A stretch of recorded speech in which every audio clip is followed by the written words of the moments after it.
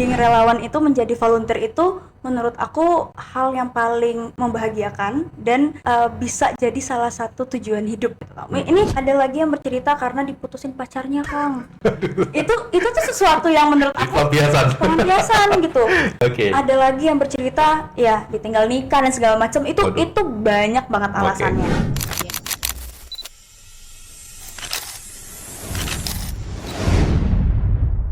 Halo, selamat datang Sobat Otka, kembali lagi dengan saya Kang Man di podcast Cerita Otka. Hari ini kita akan sharing terkait dengan pengalaman menjadi relawan, dan di sini sebenarnya menjadi relawan pun memang bisa mendapatkan hard skill atau soft skill yang mana akan dibutuhkan untuk di dunia kerja. Salah satunya seperti networking, kemudian problem solving, dan yang lainnya. Oke, silakan Kang Amara, boleh kenalin dulu. Kenalin, aku Amara, aku dari Project Indonesia gitu ya. Mungkin kalau ditanya ini backgroundnya kenapa nih ada Kak Amara gitu ya. Aku sama Global Youth Ambassador atau di Project Indonesia ini udah 3 tahun gitu ya, udah bareng sama kegiatan relawan ini selama 3 tahun. Tapi aku starting kegiatan ini semuanya itu dari aku SMP kelas 1 gitu. Jadi udah berapa tahun ya gitu ya berkecimpung dalam kegiatan relawan ini gitu. Dulu sih kegiatannya karena fun, karena suka gitu ya Kak. Siapa sih waktu masih kelas 8 SMP gitu ya, ketemu adik-adik kecil-kecil kayak dipanggil kakak gitu ya, kayaknya itu lebih dari kayak udah sekedar bermain gitu. Tapi ternyata semakin kesini gitu kegiatannya jauh lebih serius dan juga jauh lebih banyak hal ternyata yang bisa aku dapat gitu ya. Jadi pada akhirnya ya sejauh ini kegiatan aku berkaitan dengan kegiatan sosial sih Kang. Itu dari kelas 7, kelas 8 ya? Kelas 7 sih, kelas 7. Tapi mulai starting ketemu adik-adik itu kelas 8. Dia aku bergabung apa itu kegiatan? Pramuka pasti dong. Ya kan, Pramuka ini kalau aku dulu memang banyak kegiatan bersama teman-teman SD gitu. Kayak misalnya ngajar bikin ngajar sandi morse dan sebagainya gitu. Jadi memang jadi kakak-kakak pramukanya gitu. Kalau kuliah, pas kuliah? Nah, pas kuliah ini menarik banget. Kebetulan aku lulusan dari Kriminologi UI. Memang basicnya sudah sangat ilmu sosial sekali gitu ya. Kriminologi. Iya, aku anak kriminologi gitu. Nah, memang dari semester 1, Bang, aku itu udah join kepanitiaan yang kegiatannya sosial, kegiatannya sosial budayanya, FISIP lah ya gitu. Kegiatan itu namanya dulu tuh eksplorasi desa kita, itu kepanitiaan biasa aja. Mulai dari sana, berkecimpung lah di sana. Senambah tahun, aku pindah ke ranahnya yang Jakarta gitu. Di Jakarta Mengabdi gitu. Nah, 2 tahun di sana, lama di sana. Udah mencoba berbagai hal di ruang lingkup Jakarta gitu ya. Aku starting lah mulai daftar di Global Youth Ambassador ini gitu, khususnya di Project Indonesia ya gitu. Daftar, aku keterima lah jadi tim gitu. Dan akhirnya dari aku semester 5 lah program pertama itu sampai dengan sekarang aku masih di sana gitu. Dan sampai saat ini pun memang ada program-program lain lah atau kegiatan-kegiatan sosial lain yang pada akhirnya gitu ya teman-temanku itu minta bantuan sama aku gitu. Kayak kan ketika kita merancang kegiatan atau kita merancang program sosial itu kan pasti butuh data riset belakang, kemudian kita harus tahu dulu situasi dan kondisi di sana seperti apa. Ternyata tidak semua orang punya basic skill itu yang ternyata kita sebagai relawan ini punya. Mungkin sensitivity kita sama masyarakat lebih tajam gitu ya. Kemudian analisis problem di lapangan kita lebih baik gitu ya. Jadi ternyata gitu teman-temanku gitu ya yang pengen kegiatan sosial itu sering nanya sama aku, gimana sih caranya Kak gitu. Dan ternyata gimana caranya Kak ini menjadi satu specialty juga buat kita gitu. Itu jadi menarik ya gitu. Jadi ya udah akhirnya aku pun sampai sekarang sembari bareng sama Global Youth sampai sekarang gitu ya. Aku juga bantu teman-temanku yang lain untuk kegiatan baik itu KKN, sosial kegiatan biasa atau hanya sekedar kayak biasa ada banyak ya teman-teman yang kumpulan yang cuman aku pengen jalan-jalan tapi pengen deh ngunjungin sekolah gitu. Kira-kira kita bisa diskusi nggak sih ngobrolin tentang ini gitu misalnya. Ya udah akhirnya kita ngobrol tentang itu dan ternyata mereka pun menyadari bahwa ternyata sebanyak ini ya ilmu-ilmu yang ada di underground yang dikira orang sepele, ternyata ini salah satu specialty juga gitu. Dan setidaknya di zaman sekarang gitu. Oke, saya pengen tahu nih pengalamannya itu di relawan ketika kuliah aja yang paling dekat ya. Itu pernah kegiatan relawan apa aja yang pernah diikutin? Kalau untuk kegiatan relawan, aku memang paling banyak sama Global Youth Ambassador. Total sama Global Youth Ambassador ini aku berjalan mulai dari dulu aku startingnya tuh jadi kontak person Kak, gitu ya.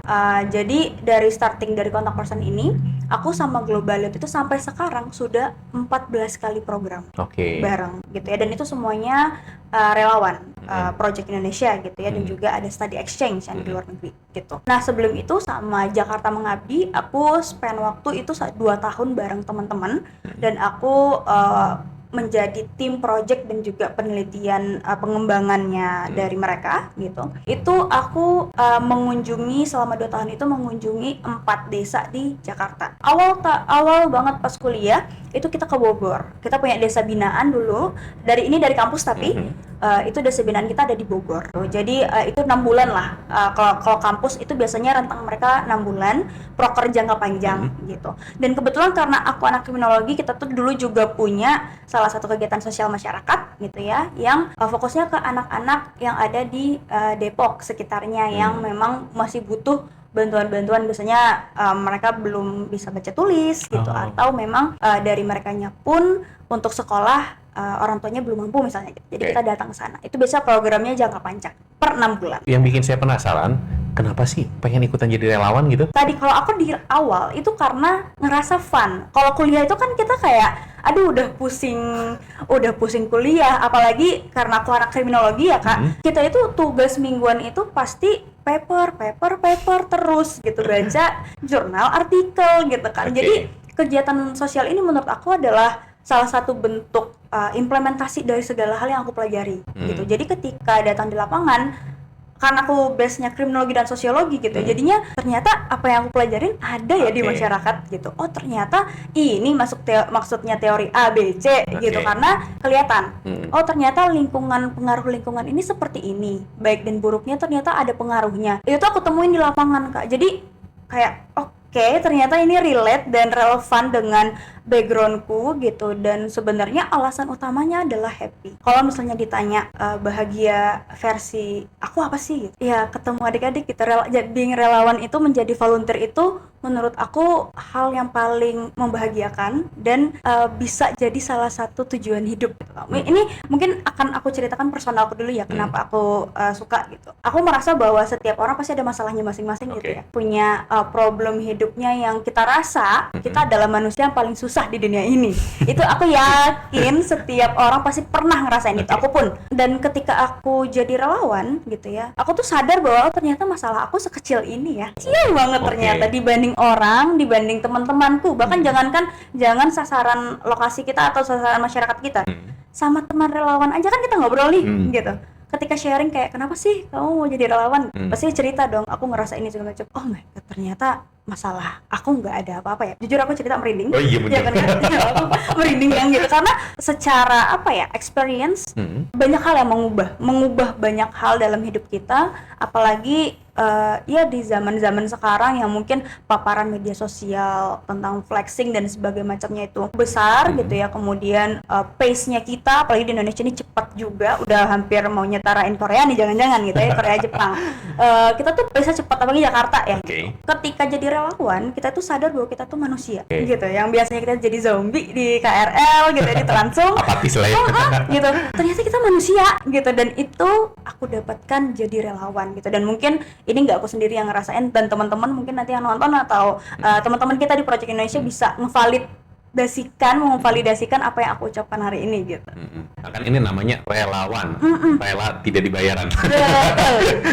Oke, nah ini kan kegiatan-kegiatan ya volunteer itu yang istilahnya ikhlas lah ya. Betul. Nah, kan kalau buat persiapan karir ada nggak sih itu tuh? Betul. Aku nggak akan bilang bahwa menjadi relawan itu akan langsung direct, langsung garis lurus kita akan mendapatkan penghasilan gitu ya. Itu pasti tidak gitu teman-teman. Tapi Kang, aku melihat setelah aku ikut beberapa kegiatan, setidaknya ketika kuliah gitu, ternyata ada basic skill gitu ya, baik itu soft skill, hard skill, yang selama ini tuh kan kacamata kita adalah oke, kita ketika lulus mau jadi karyawan, kita kerja di perusahaan, berarti kemampuan kita harus dalam berbisnis, wirausaha gitu. Ternyata ada loh sisi lain yang menurutku ini relevan dengan apa yang pernah kita pelajari di kuliah, skripsi penelitian. Ternyata gitu ya, ketika jadi relawan, apalagi ya gitu ya, teman-teman ini relawannya bukan di daerahnya. Misalnya kita di Jakarta nih, kita harus relawan misalnya ke NTT gitu ya. Contoh lah misalnya mau ke Sumba gitu atau mau ke Labuan Bajo, daerah-daerah di sana. Itu tuh kan yang dibutuhkan adalah riset kita kan, Kang? Betul. Nah, itu kan sebenarnya ilmu kuliah yang muncul ya kan, penelitian kualitatif, kuantitatif, aku munculin lagi nih teman-teman gitu ya. Itu apa? Basic skill ternyata untuk bekerja itu penting. Mau bagian manapun, basic skill risetnya kamu, kemampuan kamu untuk menginterpretasikan data gitu ya, kemampuan kamu untuk mendeskripsikan apa yang kamu lihat menjadi suatu hal dalam bentuk tulisan itu ada. Karena menjadi relawan itu kan kalau dari perspektifku ya gitu, tidak hanya sekedar kemampuan teknis di lapangan, tapi kemampuan kita untuk mencari tahu dulu sebelum kita turun ke lapangan itu apa sih yang harus kita lakukan, mitigasinya deh gitu. Itu harus udah tahu dulu. Pertama yang harus diriset apa kalau jadi relawan ya, lokasinya. Harus tahu dulu dong ini di mana gitu. Apalagi kalau misalnya relawannya relawan tanggap bencana ya, itu kan jauh lagi lebih advance ya gitu. Tapi kita ngobrol tentang relawan yang kegiatannya sosial. Kita harus tahu dulu kondisi sosial masyarakatnya gimana. Kita harus tahu dulu karakteristik masyarakatnya gimana. Kita harus tahu dulu bagaimana kondisi sekolahnya, tempat tinggal mereka, transportasi ke sana juga penting. Bahkan sesederhana air di sana ada atau enggak aja kita harus riset. Airnya bersih kah atau air payau kah? Itu tuh harus kita riset, Kang gitu. Nah, semua itu kan basic skill menurutku ya, yang dan aku tidak bisa menafikan juga kalau misalnya perusahaan-perusahaan atau bahkan sekarang banyak NGO ya butuh skill itu untuk bawa kita ke karir yang memang yang kita tuju, yang kita inginkan kayak gitu. Jadi memang secara, kalau kesimpulan dari aku memang nggak secara langsung, tapi dengan ikut menjadi relawan dan kamu memang prepare dirimu untuk menjadi relawan, kita bisa kok dapat prospek karir yang oke gitu, karena basic skill yang kamu punya itu besar dan tinggi kesempatannya. Jadi ada yang saya tangkap, mungkin ada beberapa hard skill atau soft skill yang bisa didapetin mungkin dari data driven ya. Kita kan harus menganalisis ya, itu di sana kayak gimana, dan kemudian nanti ada ketika sudah tahu dapat data dan insight seperti ini, berarti kita harus ada problem solving ya. Problem solvingnya nanti kayak gimana. Habis itu mungkin ketika kita sudah menjadi relawan dan sudah datang di tempat, kan karena tadi sudah tahu pola komunikasi orang seperti ini, kita nggak boleh menggunakan diksi apa. Namanya public speaking kan. Public speaking ya. Banyak banget ya. Dan memang ini adalah, kalau saya tadi sebutkan kayak data driven, public speaking atau ilmu komunikasi, itu salah satu skill yang memang sangat dibutuhkan sampai 2030 nanti. Itu memang sangat dibutuhkan. Bagus banget ya. Jadi untuk teman-teman pengen ikutan relawan ya, rela, jangan lihat bahwa itu ada uang atau enggaknya ya. Memang relawan itu kegiatan sosial, yang mana kegiatan sosial secara akal mungkin ya nggak dapat cuan, tapi secara budi kita mendapatkan feedback. Pertama, kebahagiaan buat kita tadi ya, dirasakan karena kalau kita membantu orang lain tuh ada kebahagiaan yang tidak nggak bisa didefinisikan. Kang, aku nambahin sedikit gitu ya, selain tadi perihal apalagi yang public speaking gitu ya. Mungkin teman-teman di sini asumsinya adalah public speakingku tuh harus jago banget ketika berbahasa Inggris misalnya, karena memang kita merasa bahwa kita harus bagus nih bahasa Inggrisnya supaya bisa keterima. Teman-teman tapi harus ingat juga ketika ngobrol sama masyarakat, itu salah satu kemampuan public speaking yang teman-teman tuh nggak bisa bayar dimanapun. Bahasa Inggris masih bisa bayar, by the way ya guys. Gimana gitu nih ya maksudnya biar teman-teman paham nih? Nah, maksudnya gitu ya, ketika kita ngobrol langsung sama masyarakat, kita kan masyarakat Indonesia nih. Ketika kita bekerja, bahkan mungkin tidak sedikit ya teman-teman yang bekerja itu untuk masyarakat juga kan gitu.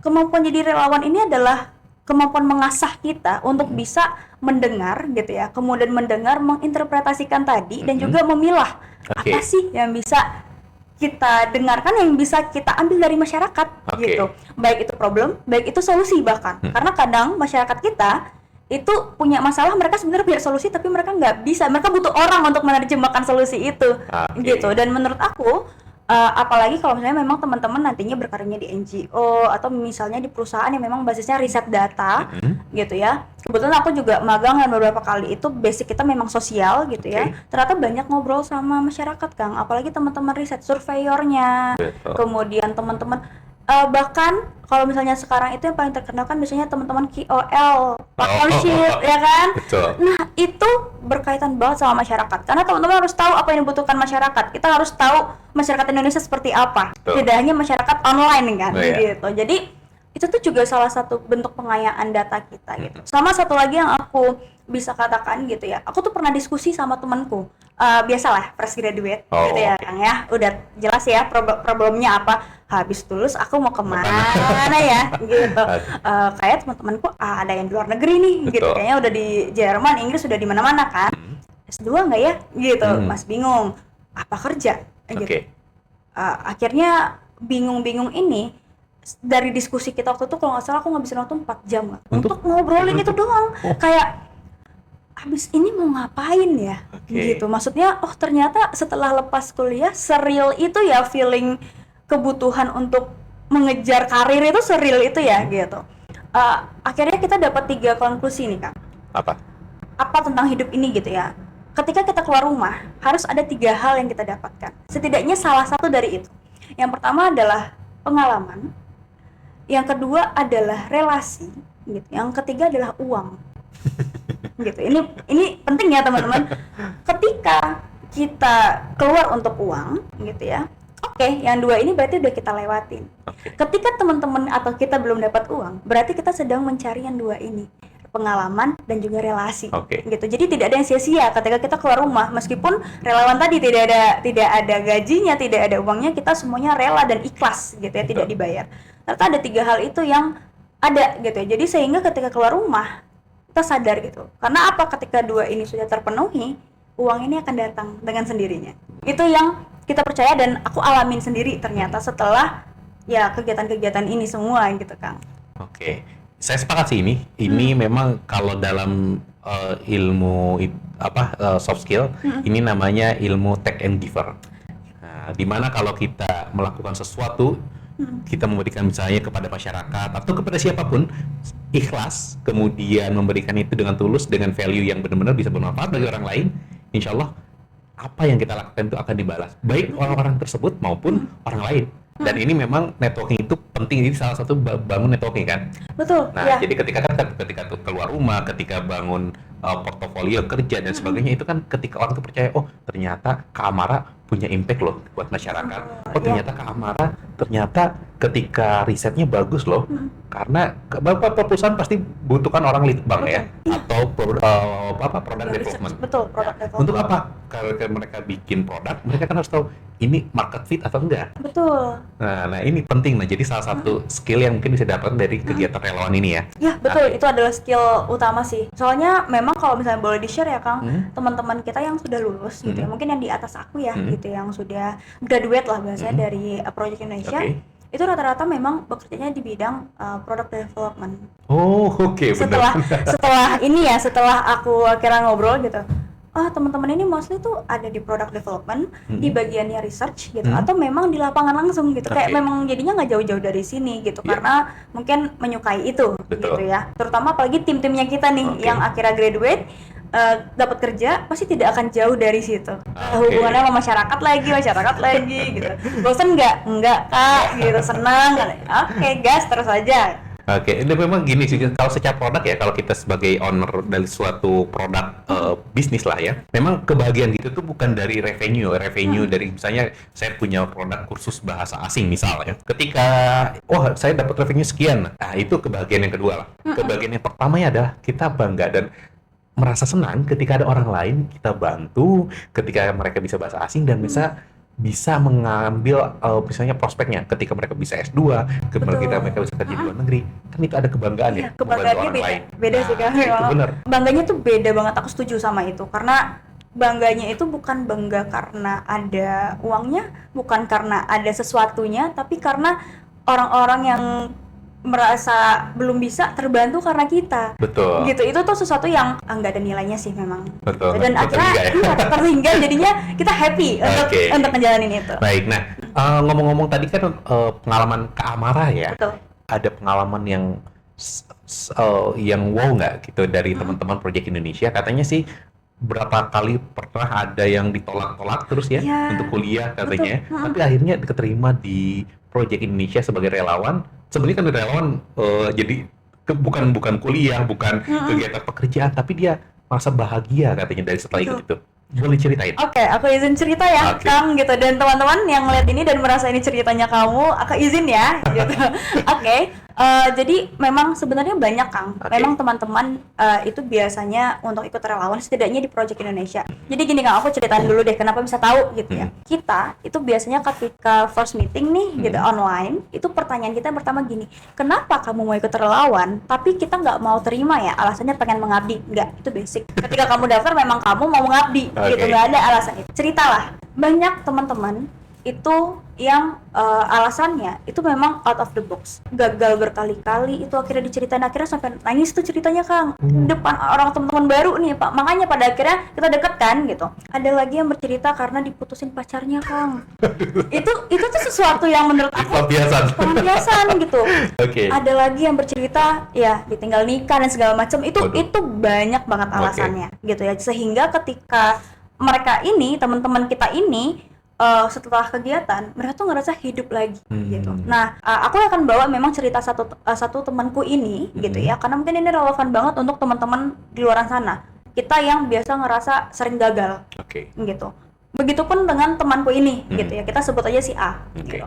A ini ceritalah sama aku itu iseng aja setelah tahu memang karena gagal kuliah dan sebagainya macamnya. Kita ya udah nih ketemu relawan segala macam. Adalah one moment kita ngobrol, Kang, gitu. Dia bilang makasih sama aku, karena aku kaget ya dan ngerasa terharu gitu. Makasih kenapa gitu. Akhirnya dia cerita total semuanya karena curhat jadinya. Tapi aku jadi kayak, oh ternyata bahagia orang tuh seperti ini ya gitu. Karena selama ini kita bisa ngerasa bahagianya kita aja ya, kita tidak tahu bahagia orang itu sedalam apa. Hari itu dia bercerita ke aku tentang, Kak, tahu nggak, aku tuh udah ngabisin uang. Dia cerita ke aku, udah ngabisin uang sekitar 10-20 juta untuk persiapan S2. Aku daftar kampus katanya, aku les sana sini, aku persiapan lah intinya. Gagal semua, Kak. Habis, Kak. Itu uang aku cari sendiri gitu. Sedangkan dia bercerita, sedangkan dulu waktu aku S1, aku tuh bisa, Kak, dapat exchange ke luar negeri. Aku pergi mewakili kampus aku ke luar negeri. Jadi secara persepsi adalah dia merasa bahwa ya harusnya bisa dong, karena kan sebelumnya sudah pernah ada exposure internasional dengan baik, secara pengalaman juga relevan dan sebagainya gitu, dan jurusannya pun relevan gitu. Aku tuh pernah, Kak, jadi pembicara gitu. Aku kan nanya kenapa aku gagal, ya malu lah gitu, kenapa harus gagal dan sebagainya. Ada satu orang yang dia nggak tahu siapa yang ngomong, tapi dia bilang gini, lo kurang ke masyarakat kali.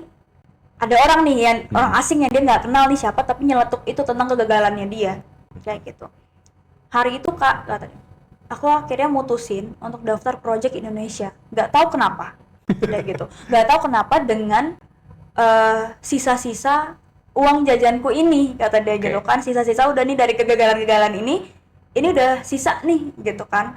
Akhirnya aku daftar gitu, aku beraniin daftar, kata dia gitu, dengan persepsi udahlah pokoknya gas aja. Aku nggak tahu itu lokasinya di mana, kata dia gitu, aku nggak peduli itu mau sejauh mana, karena waktu Project Indonesia 4 kita ke Banda Neira ya, Kang, perjalanannya itu 4 hari di kapal, jadi jauh memang.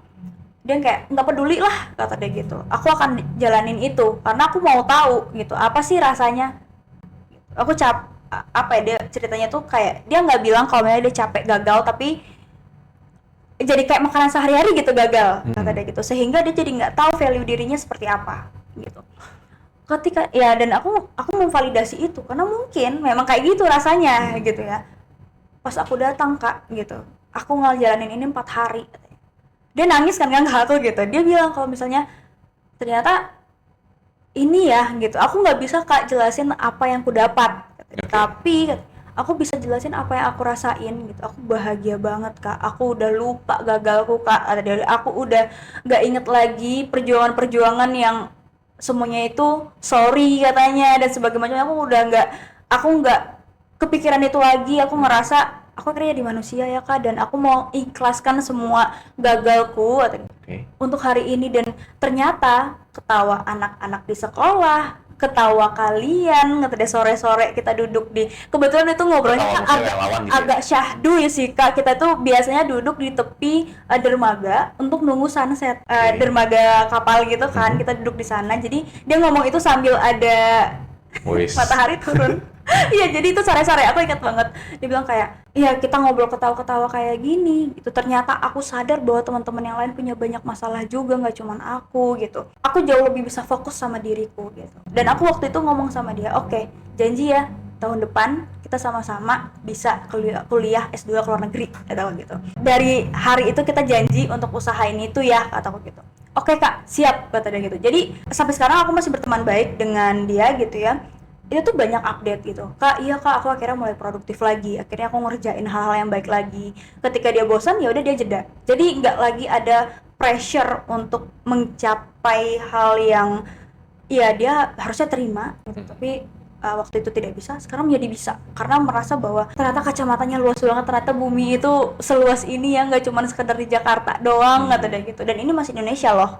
Akhirnya ya dia merasa senang dengan itu, dia merasa bersyukur ya. Paling utama tuh dia bercerita, aku merasa bersyukur banget dari relawan ini gitu. Dan ya dia bilang, aku nggak akan pernah berhenti Kak, sepertinya menjadi relawan. Dan ya ceritanya Kak, setelah itu dia banyak ikut relawan yang lain. Oh, oke. Jadi kebetulan yang Project Indonesia ini kayaknya relawan pertama yang jauh gitu, yang jauh lokasinya oleh dia. Oke, jadi penasaran di mana ikutan kegiatan? Dia ikut di Banda Neira, yang Project 4, bener-bener baru banget, bulan Juli kemarin selesai. Dia ngapain aja kegiatan? Oke, dia fokusnya di bidang pendidikan. Jadi memang fokusnya itu ngajar dan bermain sama anak-anak SD. Oh, itu yang bikin dia senang ketawa ya. Ketika ketemu, pas datang langsung dipanggil kakak gitu, langsung disapa. Adik-adiknya kayak gitu Kak. Ini aku experience sendiri ya gitu ya, ketika ke sekolah. Kamu kenal? Iya, belum kenal. Adik-adiknya tuh bener-bener senang itu Kak. Kayak mereka tuh kayak ngerasa dihargai lah ya. Iya gitu, jadi merasa dihargai. Aku juga gitu. Aku kan datang itu di hari ketiga karena tanggung jawabku bukan di pendidikan, aku di lingkungan dan pariwisata gitu. Datang, dia nggak kenal aku nih, belum kenalan. Karena ada name tag apa kan, kita ada baju kan Kak yang ada namanya. Dia bisa langsung manggil, Kak Amara. Loh, tahu dari mana gitu? Itu di bajunya ada katanya. Dan itu anak-anak gitu. Berarti kan secara nggak langsung tuh juga menjelaskan bahwa anak-anak ini ternyata punya rasa percaya diri yang tinggi ya untuk hal seperti ini gitu. Nggak malu, mereka berani untuk ngobrol, dan aku bangga, aku senang sih melihat itu gitu. Dan itulah yang dia lihat gitu, ternyata pendidikan ini. Dan pada akhirnya ya, kalau misalnya kita balik ke cerita yang relawan aku ini gitu, dia kekeh untuk merasa aku harus memperjuangkan pendidikan kita sih Kak gitu. Jadi itu konklusi dia gitu dari ngajar adik-adik ini selama 5 hari gitu. Aku akan tetap fokus di sini karena memang by the way dia memang pengen di bidang education gitu, pengembangan pendidikan gitu kan. Jadi ketika melihat itu dia malah makin yakin dan merasa bahwa oke, aku ada alasan baru untuk ini, kata dia gitu, untuk tetap melanjutkan kuliahku, untuk belajar dan sebagainya. Dan menurut aku sih itu salah satu pengalaman yang wow banget. Karena kenapa Kak? Nggak semua relawan bisa ngerasain hal seperti itu seperti biasanya gitu. Karena ya kadang fokus kita adalah yang penting ada, ketika pulang selesai gitu. Karena kan lelah kan Kak, kalau keluar itu capek banget gitu, di lapangan itu capek banget gitu. Jadi biasanya teman-teman itu udah fokusnya gimana caranya menyelesaikan, sembuh, sehat dan segalanya, jangan sampai sakit gitu kan. Aku jarang dapat penjelasan sedetail ini tentang apa yang mereka rasakan, apa dampak dan juga apa yang mereka harapkan dan mereka rasakan di pengabdian. Oke, berarti yang didapetin dari pengalaman siswa ini adalah keikhlasan. Betul. Kemudian dia juga dari ikhlas itu ya udah bersyukur dan tawakal lah istilahnya kalau dalam Islam ya. Berserah diri semuanya, yang terpenting walaupun yang kita tuju ternyata tidak sesuai, mungkin ada jalan lain. Betul. Oke, kemudian yang terakhir dia langsung sekarang jadi percaya diri ya. Iya, jauh lebih dengan menjalankan itu dengan situasi sebelumnya ya gitu. Ada nggak momen-momen peserta yang lain gitu yang abis di situ misalnya abis jadi lulusan dari teman-teman Project Indonesia atau Global Youth, ketika pengen ke luar negeri dan sebagainya, itu ada networkingnya yang bisa ngebantu itu gitu, ada nggak? Ada banget lagi. Okay. Ada banget. Mungkin aku akan nge-floor networking yang kita jalin sama negara tetangga ya, sama Malaysia ya dulu. Itu karena paling dekat dan kebetulan untuk project yang aku pegang salah satunya di study exchange juga. Itu kita sudah di program yang ke-10 nih. Malaysia itu udah di 5 apa 6 kali kegiatan, itu kegiatannya di Malaysia. Gitu. Nah, di sana kita punya networking atau jejaring yang sudah jauh lebih luas cakupannya gitu. Dan di sana pun ketika bahas tentang networking gitu ya, bahkan opportunity untuk bekerja di luar negeri itu di Malaysia khususnya, itu aku ada informasinya Kak gitu. Teman-teman tuh ada informasinya. Dan memang kalau untuk study exchange sendiri goals kita kan adalah networking internasional gitu ya. Ketemu teman-teman yang memang bisa membantu kita baik kuliah mau bekerja gitu ya, atau mencari referensi kalau bekerja di Malaysia atau di negara tetangga kayak gimana sih caranya. Itu kita udah punya, dan itu delegasi juga punya itu. Tinggal mereka memanfaatkan aja. Jadi terbuka. Jadi bahasanya apa ya, ketika kita study exchange kita kan biasanya bekerja sama dengan mitra gitu ya. Mitra di sana memang basicnya juga NGO. Itu kita akan terbuka, akan ada sesi di mana spesial untuk mereka itu tanya jawab tentang Malaysia sendiri, baik itu tentang karirnya, baik itu tentang foundationnya, baik itu tentang situasi di negaranya gitu. Dan rata-rata teman-teman kita yang balik lagi ke Malaysia itu ketemu lagi nih sama teman-teman yang di sana. Dan jalan-jalannya udah nggak lagi cuman sekedar ke KLCC-nya atau di Kuala Lumpurnya. Kita udah mainnya itu trekking, udah ke daerah-daerah yang di daerah pegunungannya Malaysia gitu. Jadi secara exposure dan networking pun juga terjalin gitu. Itu pun juga terjadi buat teman-teman yang di Thailand gitu, Vietnam gitu. Kita kebetulan memang ada beberapa teman-teman yang dari negara tetangga gitu. Banyak sih Kak kalau misalnya bahasanya networking, teman-teman bisa berhasil ada, dan banyak kesempatan-kesempatan itu gitu. Dan beberapa memang udah diambil ya sama teman-teman. Karena mungkin kalau bahasanya tentang networking kemudian bekerja dan sebagainya, kebetulan Project Indonesia dan Global Health ini kita itu masih rata-rata masih pada fresh graduate kan gitu ya. Jadi kayaknya exposure bekerja itu belum kelihatan banget di kita. Belum kayaknya sukses story dari kegiatan pengabdian sampai kita tingkat tinggi itu belum gitu, karena memang kita masih di tingkat fresh graduate. Tapi secara networking ya kita punya teman. Kalau aku selalu bilangnya itu kita punya teman gitu, punya teman di negara Malaysia, kita punya teman di negara Thailand, Vietnam dan sebagainya. Tapi teman itu sebenarnya kalau yang di luar negeri itu penting banget, karena memang banyak orang yang nggak tahu misalnya ada informasi apa, kita kan bukan orang yang di sana. Ketika kita belum tahu informasi, misalnya di sana ada beasiswa apa aja, atau di sana ada program apa aja, karir atau apapun lah ya. Nah kalau kita nggak dapat dari orang yang berpengalaman di sana, ya kita nggak dapat infonya kan. Kita nggak tahu apa gitu. Bahkan kayak kesempatan kuliah gitu ya. Kita tuh punya banyak delegasi yang kalau study exchange itu banyak yang kuliahnya di luar negeri, di Malaysianya otomatis kan gitu. Banyak yang teman-teman yang kuliah di Malaysia gitu. Itu akhirnya sharing mulai dari gimana caranya mereka daftar gitu, dan itu jadi berguna untuk teman-teman kita yang pengen kuliah ke luar negeri gitu. Oh ternyata range harga biaya kuliah segini, kira-kira dengan sekian ringgit cukup gak sih hidupnya, karena kan kalau kita turis beda dong expense-nya sama sekolah gitu kan. Itu jadi dapat referensi banyak banget. Di Thailand kira-kira gimana sih pengeluarannya, apakah di Bangkok dengan di daerah yang lain itu sama gitu ya. Itu tuh banyak banget yang kita dapat lah informasi-informasi seperti itu. Nah saya makin penasaran nih, Project Indonesia itu kegiatannya apa aja? Ada berapa aja sih programnya? Jadi kita ngobrolin inilah ya, Global Health Ambassador-nya dulu gitu. Nah, Global Health Ambassador ini apa nih Kang gitu ya? Global Health Ambassador ini adalah sebenarnya wadah dari semua kegiatan yang ada, termasuk Project Indonesia gitu. Nah, di Global Health Ambassador ini kita punya 4 kegiatan volunteering yang basisnya adalah nasional dan internasional. Kemudian 2 kegiatan konferensi yang basisnya internasional gitu. Yang exposure-nya memang sudah internasional teman-teman. Tidak hanya kegiatannya aja internasional, tapi memang delegasi atau kesempatan networking-nya, teman-temannya gitu, itu juga semuanya internasional gitu. Nah, aku mulai dulu dari yang pengabdian gitu, karena itu yang paling dekat sama aku di timku gitu. Di pengabdian ini kita ada 2 kegiatan di dalam negeri gitu ya, ada 2 kegiatan di luar negeri. Dari 4 ini kita punya 1 yang volunteeringnya itu terbuka untuk internasional Oh, sorry, ada 2. Jadi ada 2 kesempatan untuk teman-teman internasional. Dari dari manapun pengen kegiatan pengabdian itu ada 2. Jadi aku sebutin ya. Kalau untuk project Indonesia itu khusus orang Indonesia. Oke. Khusus orang Indonesia, kegiatannya pengabdiannya dalam negeri. Kemudian kita ada study exchange. Study exchange ini khusus Indonesia lagi.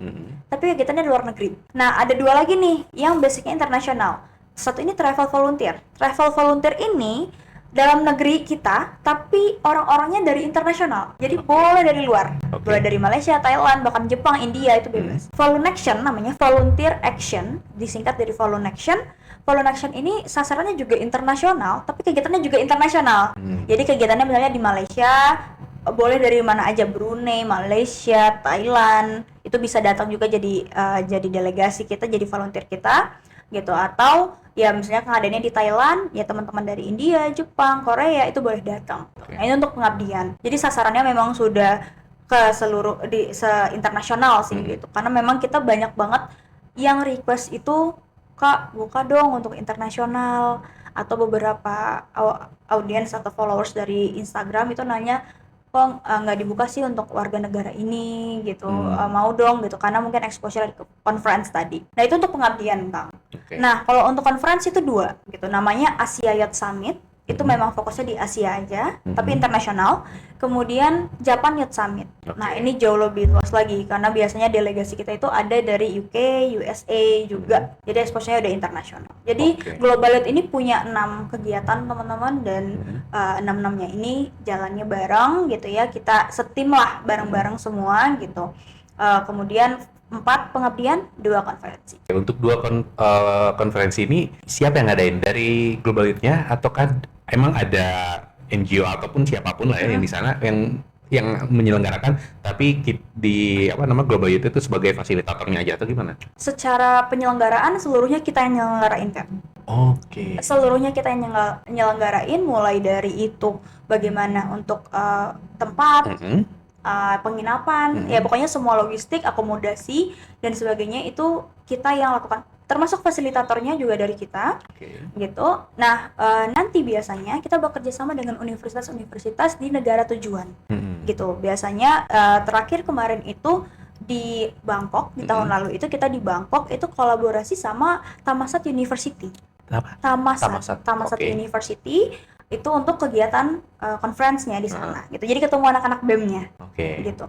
Nah, tahun ini tuh kemarin yang collaboration juga sama BEM, itu kita sempat ngadainnya itu Asia Youth Summit, itu di Bali. Di Bali karena exposure Bali lumayan ya, gitu ya. Kita ke Bali, itu collaboration sama BEM Udayana.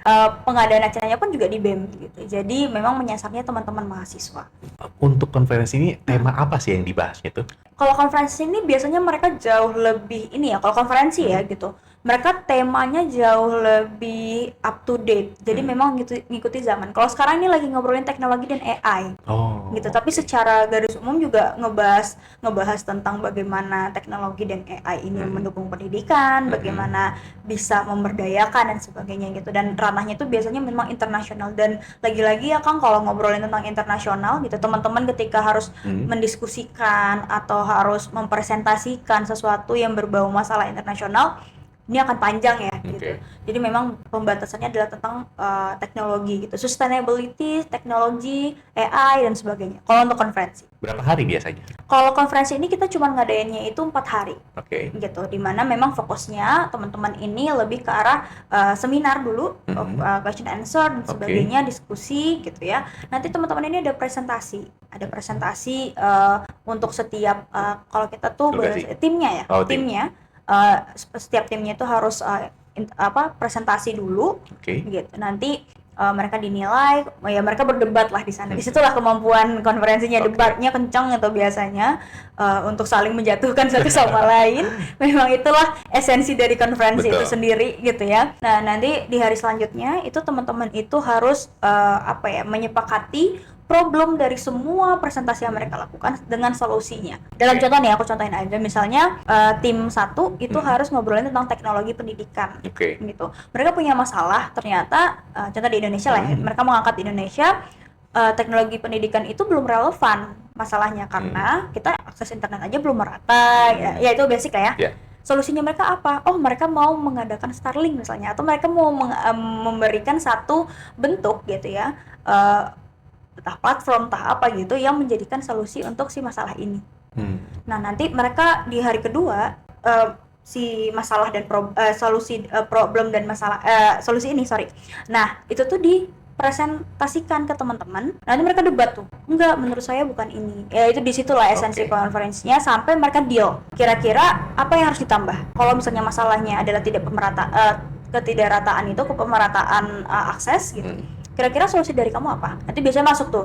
Kalau dari India maunya nambahin ini. Misalnya kalau dari Jepang kita tuh melihat masalah ini seperti ini, jadi solusinya dari kita ini. Ditambahin semua. Iya nggak? Setuju nggak? Suara ini nggak? Forum nggak? Gitu. Setuju nggak dari negara mana setuju? Berapa yang setuju? Berapa yang enggak?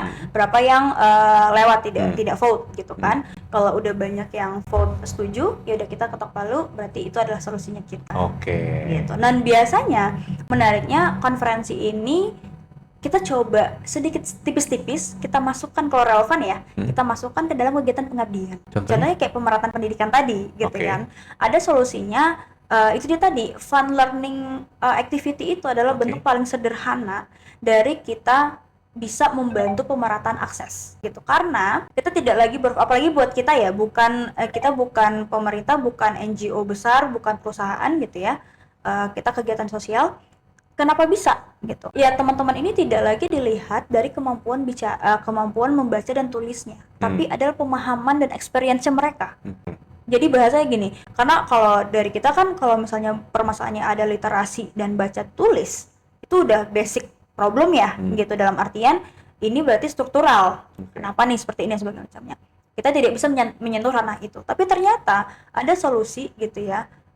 Fun learning activity ini bisa diakses untuk banyak anak-anak tanpa dia harus bisa baca, tanpa harus dia bisa menulis. Fun learning itu kayak gimana? Nah, kegiatan fun learning semuanya yang fun, tapi memang untuk meningkatkan soft skill dan kemampuan mereka, motorik mereka. Karena kalau SD ya sasarannya, kemampuan motorik mereka gitu. Contoh gitu ya. Anak-anak ini tidak harus melihat presentasi, tidak harus baca buku untuk dapat pengalaman. Bisa lewat eksperimen, misalnya paling sederhana banget kita misalnya mau bikin eksperimen roket air. Itu kan sangat relevan ya ketika diceritakan ternyata roket ini dibuat oleh si A, si B, si C loh. Itu ternyata bagian dari cita-cita loh. Kita kan cukup menceritakan itu untuk menyemangati mereka. Untuk itu kamu harus bisa baca dan tulis. Jadi semangat ya belajarnya. Nah, itu kan salah satu hal kecil ya, Kang. Sebenarnya itu hal kecil banget menurutku, tapi itu relevan. Kalau misalnya sering kita exposure dengan hal positif seperti itu, anak-anak jadi punya semangat lagi untuk sekolah, untuk belajar. Ketika mereka tahu alasan mereka kenapa harus belajar, mereka punya keinginan untuk belajar itu gitu. Jadi itu yang kita lakukan di fun learning ini gitu. Contoh lagi, main sepak bola. Anak-anak tahu nggak sih kenapa mereka main sepak bola? Kadang kan nggak tahu ya. Oh, aku mau jadi pemain bola misalnya gitu. Emang cara pemain bola gimana? Kan kamu udah main bola, jadi pemain bola dong gitu. Jadi mainnya critical thinking lagi gitu kan. Oh iya ya, ternyata ajak lagi ngobrol gitu. Oh iya ya, ternyata kalau mau main bola itu ternyata ada tingkatannya. Setelah aku jadi kayak gini, aku udah suka bola, aku harus tahu tekniknya. Cara tahu tekniknya, kita harus masuk dalam klubnya gitu. Gimana cara dalam klubnya? Harus ini dan ini. Oh, ternyata prosesnya panjang. Akhirnya mereka paham apa yang mereka mau gitu. Dan menurut aku itu salah satu bentuk kita bisa solve problem si literasi baca tulis ini. Gitu. Karena anak-anak pasti kenapa nggak bisa tuh pertama karena selain karena akses ya gitu. Selain karena bahasanya tidak ada buku gitu. Nggak punya alasan, Kang. Nggak punya alasan untuk kenapa harus baca sih. Karena aku dulu juga gitu. Aku, by the way, memang mamaku lumayan keras untuk ini. Tapi aku dulu tipikal anak yang malas baca. Aku nggak suka belajar baca. Nulis aku suka, tapi ngebaca nggak suka. Aku nggak tahu alasan aku harus baca tuh apa, gitu. Sampai akhirnya, mama aku itu ngasih aku buku cerita yang tidak ada kaitannya dengan pelajaran. Novel gitu. Novel anak-anak ya gitu. Buku cerita anak-anak. Yang ada gambarnya lah gitu. Dikasihlah baca ini segala macam. Mulai bacanya dari mana, Kang? Dari gambar dulu. Mamaku ceritain, ini adalah laba-labanya seperti ini gitu. Mulai baru pindah ke sini. Nah, itu kan maksud aku ada prosesnya dan itu proses panjang. Aku pernah nanya ke mamaku, kok aku bisa baca sih gitu. Iya, karena pengen juara waktu itu. Nah itu kan ada semangat ya, oke pengen juara nih gitu. Jadi harus bisa baca, harus bisa jawab soal. Ya hal kayak gitulah yang mau kita coba tumbuhkan gitu buat anak-anak ya gitu. Kalau misalnya base case-nya adalah terkait akses pendidikan tadi. Oke. Nah, kalau untuk relawannya sendiri kan teman-teman misalnya yang gabung proyek ini kan mereka relawan. Ya, dengan latar belakang ada yang tahu kegiatan relawannya, ada juga mungkin yang belum tahu nih. Yang penting saya pengen ikutan aja lah. Nah, itu kan mereka ada yang punya basic kan, kalau yang punya basic kesehatan lah, itu kan biasanya dokter atau anak kesehatan masyarakat dan sebagainya. Itu ya setidaknya punya basic. Kalau pengajaran kayak gitu kan nggak punya basic sama sekali, itu dilatih dulu sama Proyek Indonesia ataukah gimana ketika ke lapangan? Pembekalan. Pembekalan. Jadi sebenarnya, nah ini juga mungkin bagian dari skill lagi ya Kang gitu. Mungkin ini spesifik ke tim biasanya gitu. Ketika teman-teman daftar, itu kita juga riset latar belakang mereka. Gitu. Ketika udah full nih timnya, gitu, udah oke nih, udah sekian orang akan berangkat, itu kita riset dulu latar belakang mereka, mulai dari cek LinkedIn, cek Instagram juga, lengkap teman-teman gitu, kita cek untuk tahu backgroundnya mereka apa. Meskipun kadang memang ada miss kadang ya gitu, kadang teman-teman ada ternyata yang fokusnya tuh ke pariwisata, kita taruh di lingkungan gitu misalnya, ada yang seperti itu. Tapi secara basic gitu, kita udah tahu dulu standarisasi teman-teman ini di mana. Misalnya contoh, kalau mereka udah pernah ikut kegiatan relawan sehari misalnya gitu ya, volunteer trip ya biasanya gitu, biasanya yang trip-trip kecil gitu ya, 1 hari aja, berarti mereka udah ada basic ketemu adik-adik. Sisa pelatihannya mereka sisa ceritakan atau kasih tahu bagaimana teknik-tekniknya ngobrol sama anak-anak untuk dapetin goals kalian kan gitu ya, tinggal itu ngobrolnya. Tapi kalau misalnya dari zero gitu, biasanya kita bisa nempatin mereka itu ke teman-teman yang udah expert, dan itu ada aja sih Kang gitu. Jadi dalam tim itu biasanya ada memang lapisan di dalam relawan itu ya, ada teman-teman yang memang udah expert di bidangnya, kita taruh anak-anak yang secara kemampuan mereka oke, tapi belum se-expert yang teman yang lainnya. Ada yang pemula banget gitu. Aku baru ingat ada satu cerita, ini juga cerita sukses story juga gitu ya. Aku punya salah satu delegasi nih, kita punya delegasi, waktu itu kita ke Nusa Molas, Project Indonesia 2, Labuan Bajo itu kan. Itu di bulan Januari lalu. Ada satu anak, dia mau punya pengalaman. Iya, dia masih SMA waktu itu. Masih SMA kelas 11, 12, aku lupa gitu ya. Mau ikut karena aku tuh pengen, bahasanya dia adalah pengen ketemu sama teman-teman di bidang kesehatan karena dia pengen jadi dokter katanya kuliahnya. Nah, tapi dia butuh tahu itu. Keren ya, udah tahu maunya apa dan ikutnya pengabdian gitu. Akhirnya kita decided, oke, kita taruh dia di kesehatan. Exposure-nya kan teman-teman kedokteran nih, teman-teman dokter nih. Ada dokter, ada perawat, segala macam gitu. Setahun kemudian Kang, dia masuk ke kedokteran UI KKI. Keren. Dan ya, nah itu kan sesuatu yang oke gitu, dan saat itu ya, ketika belum masuk ke kedokteran ini, dia sangat senang sekali ketemu teman-teman dokter yang buat dia semangat, ngajarin dia. Bahkan teman-teman kita tuh ngajarin, oh ini tuh setidaknya cara cek medical check up deh gitu. Jadi dia udah ke-expose dengan itu kan gitu. Jadi anaknya semangat gitu. Iya, setahun kemudian baru tahun ini dia masuk. Kemarin aku kan karena temenan gitu kan, akhirnya kamu udah dokteran, iya Kak gitu. Jadi kayak ya hal seperti itu yang kita lihat, ada expertnya, kemudian teman-teman yang memang biasanya yang tengah ini adalah teknikalnya bagus Kang. Teknis logistik dia. Oke kan setiap program ini butuh logistik, butuh akomodasi, kemampuan ngobrolnya juga oke gitu. Nah biasanya yang expert ini memang mereka punya pengalaman di bidangnya, entah mereka guru, entah mereka memang sudah bertahun-tahun ngajar dan sebagainya. Kalau pendidikan, kalau kesehatan, entah mereka dokter gigi atau perawat. Nah teman-teman yang di middle ini biasanya mereka adalah orang yang gercep, kenceng ininya, teknisnya. Kalau ada butuh apa langsung set gitu. Nah itu dibutuhin setiap divisi. Gitu. Terus teman-teman yang di tengah ini ya biasanya ya yang ngerangkul. Kalau yang expert kan biasanya serius ya, gitu, karena memang mereka fokusnya adalah di bagian programnya kan. Nah teman yang di tengah ini yang ngerangkul, yang bikin situasi dan kondisi di dalam tim itu lebih fun, nggak serius-serius banget gitu. Nah teman-teman yang pemula gitu, nah itu tuh biasanya dapat job-job yang mereka itu ditemani oleh teman-teman expert. Karena jadi dalam satu kelompok itu beragam ya, jadi nggak bikin boring dan bete gitu. Iya, nggak boleh bete gitu. Bahkan kita kalau bahasanya, aku tuh kalau di Project Indonesia ya, kita tuh punya do's and don'ts-nya. Itu salah satu don'ts-nya adalah nggak boleh julid di belakang panggung. Lu kalau mau julid atau ngomongin kita di depan kita sekarang gitu. Jadi ada cerita gitu. Karena apa? Kan jelek baiknya seseorang itu kelihatan ketika kita traveling sama mereka ya. Betul. Perjalanan jauh sama mereka, kelihatan tuh sifat orang Betul. asli kan. Jadi ya bayangin aja kita udah berjalan sejauh ini terus kamu ngomong di belakang atau ngomong di depan gitu. Nah jadi akhirnya apa ya, jadi bentuk evaluasi, kritik dan saran gitu. Dan menurut aku itu yang malah bikin kita pede ya gitu. Oh ternyata aku ada salah di sini, berarti aku harus perbaikin hal ini. Kalau kayak gitu tuh kejadian dan mantap sih Kak ininya.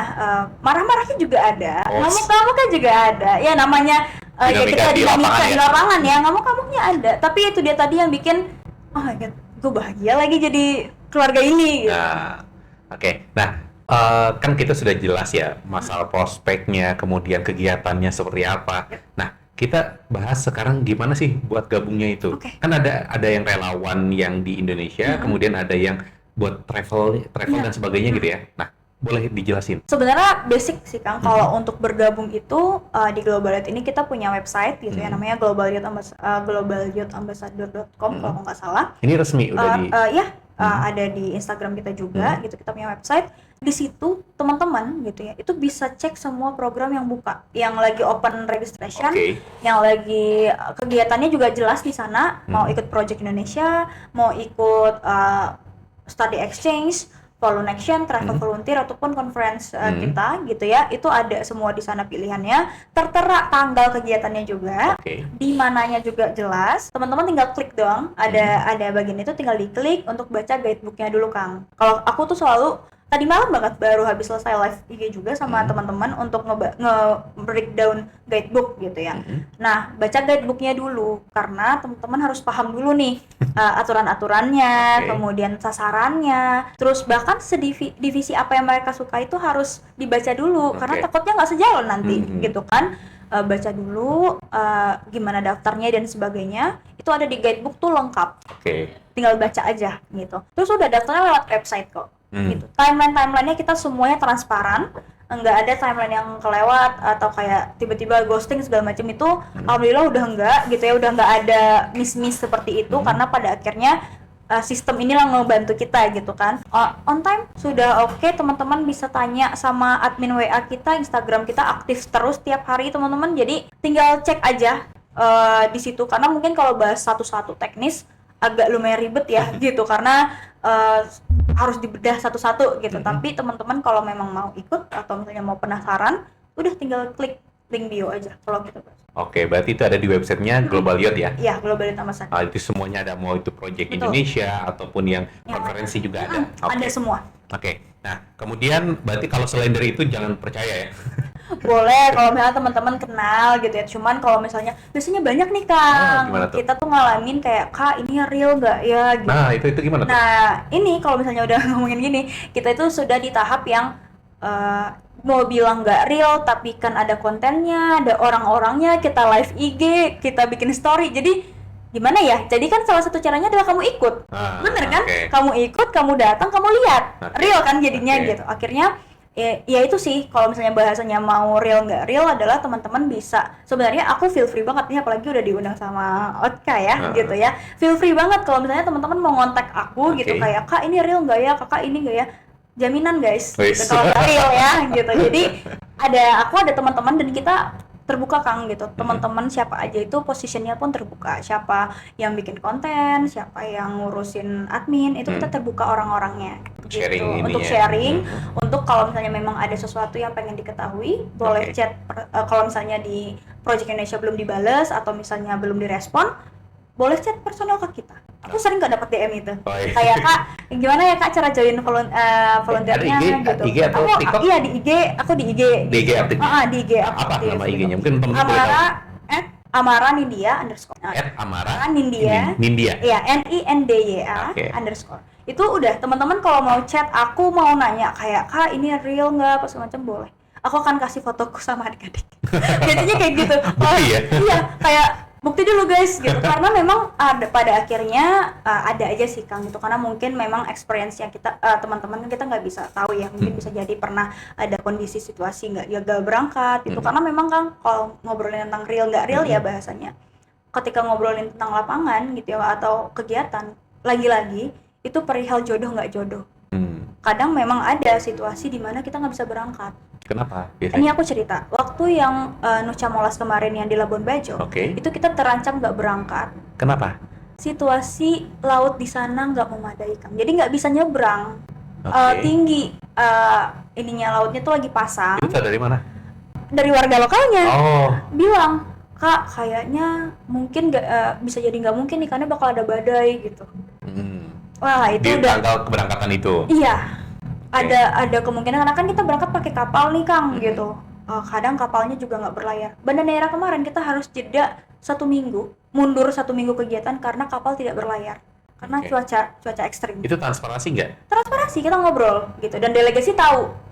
Delegasi tahu, kita ngobrol. Itu ada grupnya atau gimana? Kita ada grup, iya kita ada grupnya, ada grup di WhatsApp biasanya gitu. Itu ngobrol, itu bahkan ngobrolnya di meeting, di Zoom, meeting gitu, ngasih tahu dan segala macam. Jadi nggak ada cuman posting gitu kan? Nggak ada. Misalnya tiba-tiba nggak berangkat nih, enggak, pasti dikasih tahu gitu. Alasannya apa? Nah, alasannya apa? Dan kita transparansi banget. Karena apa? Ketika teman-teman bergabung, Kang, itu udah nggak lagi perihal tim penyelenggara dan relawan. Kita udah satu tim semua. Aku tuh selalu ngingetin bahwa teman-teman tuh punya bidang expertnya masing-masing. Bahkan kalau ketika kalian cuma relawan, bahasanya cuma relawan itu tadi, kalian itu punya expert di bidang masing-masing. Mungkin aku nggak punya apa-apa yang kalian punya gitu kan. Jadi jangan merasa bahwa aku ini bukan siapa-siapa jadinya aku nunggu ini aja deh. Jangan, proaktif, 2 arah atau gitu. Kalau misalnya kalian butuh kepastian, ngobrol sama timnya. Kalau ada yang dibingungin, ngobrol gitu. Akhirnya itu yang tercipta. Balik lagi ke Nucha Molas itu kita hampir gagal berangkat, Kang, gitu. Nah itu udah pusing kan, aduh ini udah delegasi, udah relawannya udah lengkap, kita udah lagi ngobrolin program, tiba-tiba kemungkinan hujan. Ternyata tapi alhamdulillahnya kapalnya ada, kemungkinan tuh stucknya di Labuan Bajonya. Karena kan itu beda pulau gitu ya, dari Labuan Bajo tuh nyebrang lagi gitu. Ternyata hamin 2 minggu apa hamin 10 hari gitu ngasih tahu kayaknya aman deh, Kak, udah nggak setinggi itu lagi, bisa berangkat. Akhirnya kita beli tiket kapal, berangkat, sampai di sana alhamdulillah nggak hujan, Kang. Pulang kita dari sana hujan badai lagi. Nah itu makanya aku bilang jodoh nggak jodoh. Jadi bisa jadi program-program lain atau bahkan mungkin PI, aku nggak pernah tahu ya ke depannya gimana, bisa jadi ada situasi seperti itu. Karena teman-teman lagi-lagi ya, ketika kita ngobrolin relawan, kegiatan relawan sosial, itu selalu ada force major yang kita tuh nggak bisa prediksi itu lagi. Kita bisa prediksi tapi ketika udah kejadian itu belum tentu bisa. Apalagi kalau misalnya keberangkatannya ke timur, ke arah Indonesia bagian timur. Apalagi ada faktornya cuaca dan keselamatan. Iya, cuaca keselamatan. Dan kita gitu ya selalu mengutamakan keselamatan. Lebih baik kita nggak berangkat, yang penting kita selamat gitu, daripada kita maksain berangkat.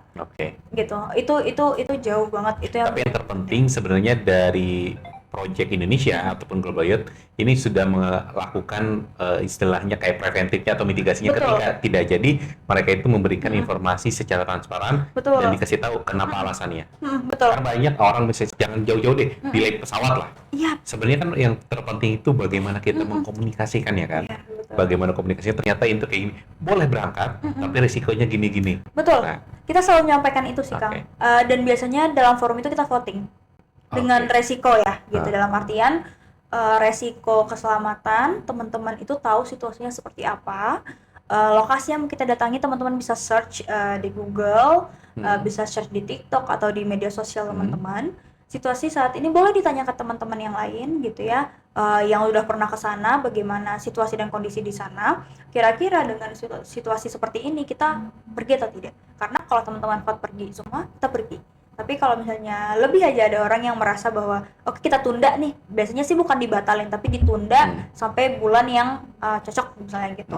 Kalau misalnya ditunda ya kita tunda semua, dan itu transparansi banget. Karena kalau bahasa-bahasa penundaan dan sebagainya itu ya pernah kejadian lah sekali 2 kali gitu kan, memang situasi dan kondisinya nggak memungkinkan. Tapi ya kita ngasih tahu. Sebenarnya bukan batal ya, tapi diundur ya. Diundur gitu. Nah biasanya tuh yang bermasalah kan, Kang, karena teman-teman harus izin, harus apalagi yang kerja ya udah ngajuin cuti dan sebagainya kayak gitu.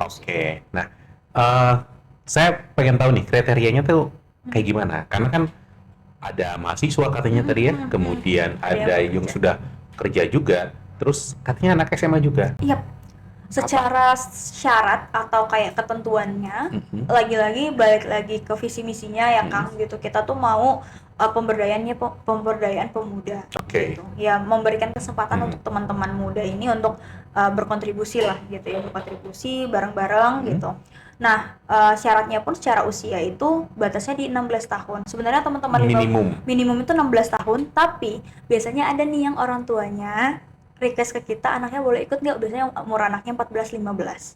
Hah? 14-15? Betul, kita punya delegasi, tim project punya delegasi itu yang usianya ke konferensi atau apa? Yang pengabdian. Oh, pengabdian gitu. Karena mungkin orang tuanya melihat itu penting ya gitu. Ya udah setelah itu ya pasti dijabarkan ya, kalau teman-teman yang umurnya di bawah 16 tahun itu dijabarkan dulu resiko-resikonya. Biasanya memang keseringan kita tidak menerima kecuali anaknya memang udah siap atau udah sering keluar kota atau keluar negeri sama orang tuanya. Nah, berarti kan secara persiapan tubuh mereka udah biasa gitu ya. Itu biasanya di screening lewat situ gitu. Nah, kalau batas usia itu 16 tahun. 16 tahun itu minimum banget, sampai maksimal itu di umur 35 tahun. Nah, sebenarnya karena apa? Itu lebih ke arah ketika kita menyusun program sih Kang. Itu ternyata mempengaruhi. Ketika teman-teman yang usianya sudah di atas itu, pola pemikiran terkait program itu jauh lebih simpel. Kalau anak-anak muda yang 20-an ini, mereka tuh kan kompleks ya. Mereka tuh banyak keinginan mereka, sehingga ide-ide itu kebuka. Ternyata ketika kita dudukkan di dalam satu tim, teman-teman yang sudah di atas usianya 30 ke atas gitu, nggak matching sama adik-adik ini. Jadi dua pola bentuknya. Kalau nggak jadi leader, dianya hilang gitu, dianya nggak mencolok di situ. Kayak cuman ya udah ngomong anak-anak doang, jadinya malah jadi relawan ya diemong sama mak bapaknya kan gitu. Kayak gitu.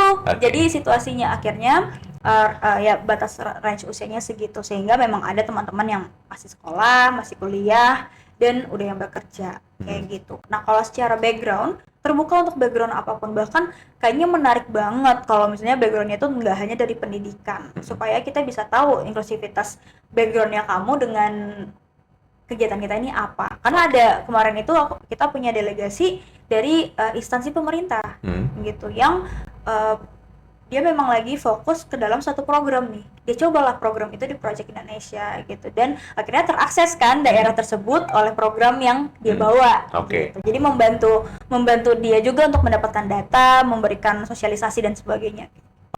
Nah, kalau di sini untuk secara pendaftaran itu tuh berbayar atau gratis atau gimana?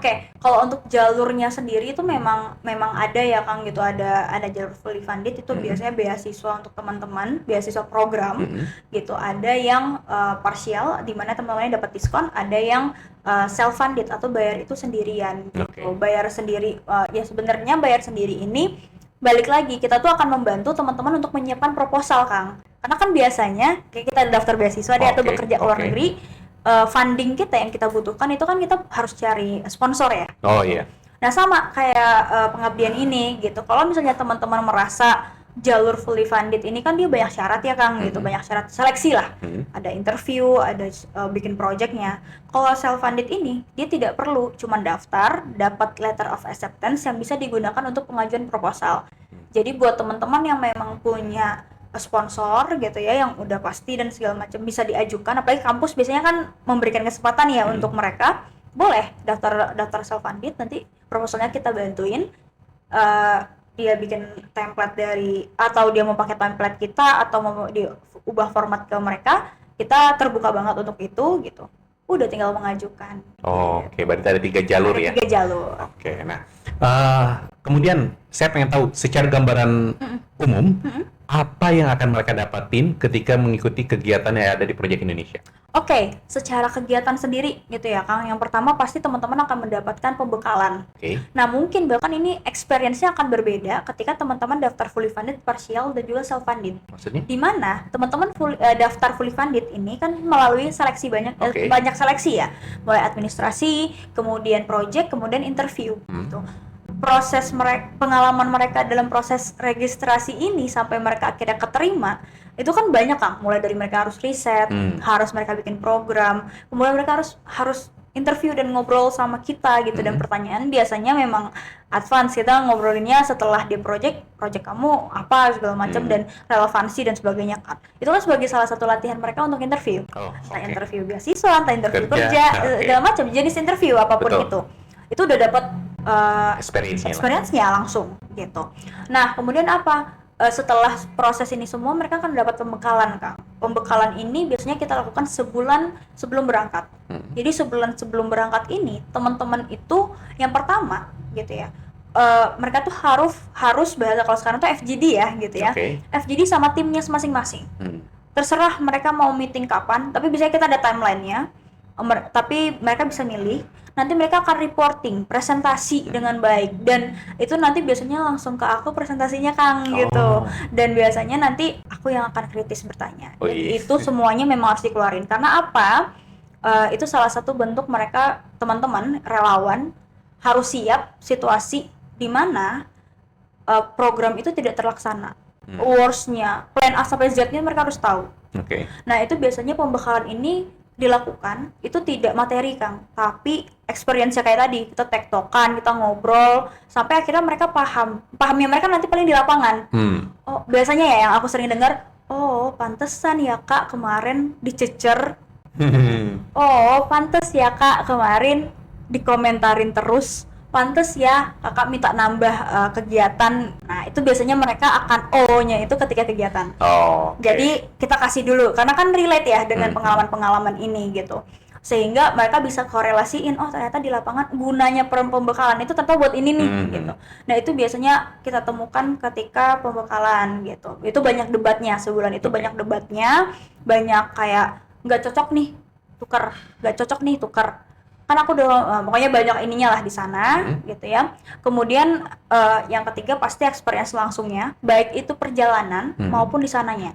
Sebagai contoh ya Kak, sebagai contoh itu ketika kita ke Banda Neira itu harus naik kapal dari dan memang ini kita transportnya memang sengaja kapal karena memang kegiatannya sosial. Kita naik kapal dari Surabaya ke Banda Neiranya langsung itu 4 hari.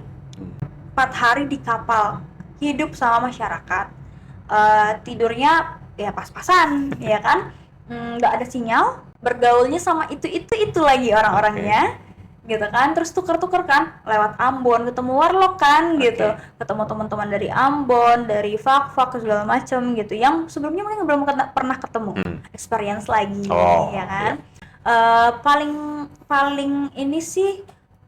Kita mungkin untuk di Jakarta ya, kalau experience perjalanan ini kita kayaknya belum pernah deh ngelihat bayi umur 1 bulan naik kapal dari Surabaya sampai ke, aku nggak tahu ibu ini kemana gitu ya, tapi bayinya baru lahir. Pasti kalau di Jakarta kita belum pernah lihat itu karena kita selalu bawa mobil kan.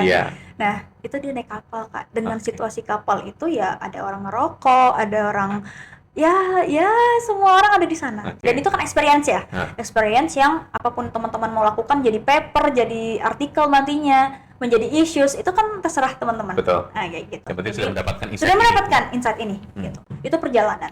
Sampai di sana nanti goalsnya teman-teman yang diuji apa nih Kak? Antara jalan-jalan dan pengabdian. Nah itu paling ini banget karena apa? Lokasi kita tuh biasanya indah-indah, bagus-bagus semua. Karena memang di daerah desa-desa pasti masih asri, cantik, ya kan? Ada keinginan dong, kayak di Banda Neira kemarin, ada keinginan dong, pengen deh ngunjungin A, B, C, ya kan? Tapi nggak boleh, kamu harus pengabdian dulu. Karena dulu ya? Betul, tanggung jawab, baru kehendak pribadi. Itu lagi-lagi ini kita kan, kayak diri kita nih yang ditahan gitu kan, bahasanya kayak kerja dulu baru kamu dapat apa yang kamu mau. Nah teman-teman itu dikasih waktu 4 hari efektif, karena kan kita juga nggak mau mengganggu aktivitas KBM-nya adik-adik ya gitu, dan juga warga. 4 hari efektif untuk kegiatan mereka, programnya mereka, kegiatan apapun itu, mau mereka mau ngecat sekolah, mereka mau, kemarin itu program yang Banda Neira yang paling utama itu mereka bikin ecobrick, ini Kang, kayak tulisan nama desa dipakai besi terus disusun sampai botol-botol. Itu kan susah banget ya. Nah, mereka harus bikin itu 4 hari. Jadi kan kerja rodi kan gitu. Kerja rodi bikin kayak gitu. Baru nanti dirangkain itu setelah 5 hari, 4 hari 5 hari mereka selesai kegiatan, kita akan ada penutupan. Biasanya penutupan inilah culture show-nya. Teman-teman yang kan harus pakai baju adat tuh Kang, harus pakai baju adat dari daerah masing-masing gitu. Adalah nanti yang pakai suntiang Minang gitu-gitu, ada yang dari Medan, itu nampilin apa yang mereka tampilin lah gitu, mau nari kah, mau nyanyi kah gitu. Nanti mama-mama papa yang ada di sana, masyarakat yang ada di sana juga ikut gitu, entah mau menampilkan, entah anak-anaknya gitu. Jadi di situ lebih ke pertukaran budayanya. Kayaknya Indonesia kelihatan di situ. Nari-nari lah gitu kan, penutupan dan sebagainya macamnya gitu. Sudah selesai penutupan, udah kita akan ada 1 hari free untuk travelnya.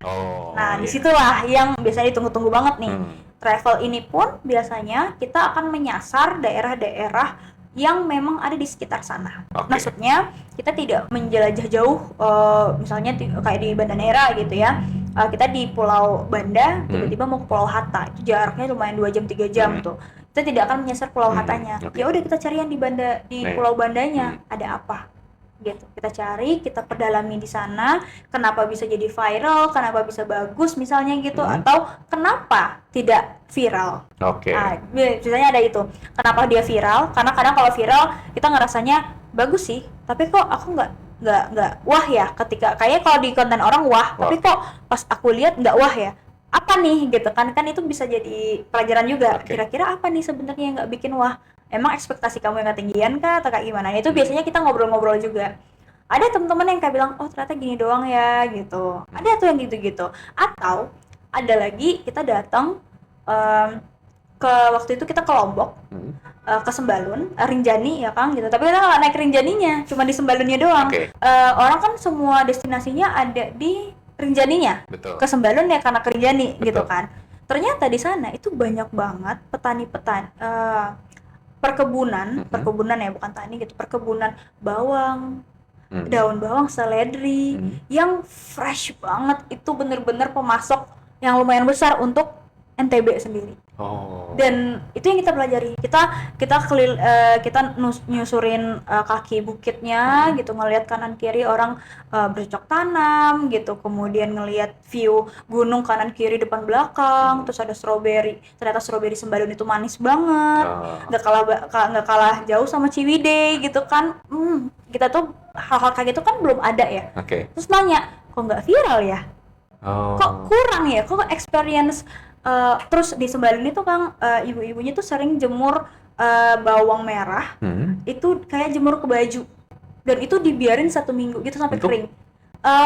Masak biar enak. Gitu. Ya mungkin ada ininya ya, karena biasa kalau ibu-ibu sih, kalau mamaku kalau bawang katanya biar memang ini ya, biar kering gitu kan, karena kan bawang basah tuh. Itu tuh dijemur kayak baju, tapi bukan dijemur. Kalau kita kan udah jadi bawang yang kayak gini terus baru dijemur gitu.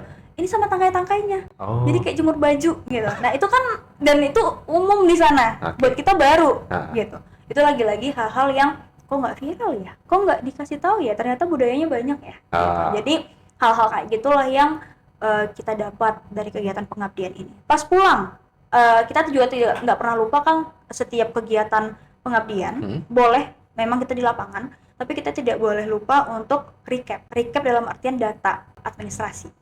Gitu. Teman-teman itu nantinya bakal bikin laporan pertanggungjawaban. Apa yang mereka lakukan, keberhasilannya seperti apa, lagi-lagi ya harus terukur ya gitu.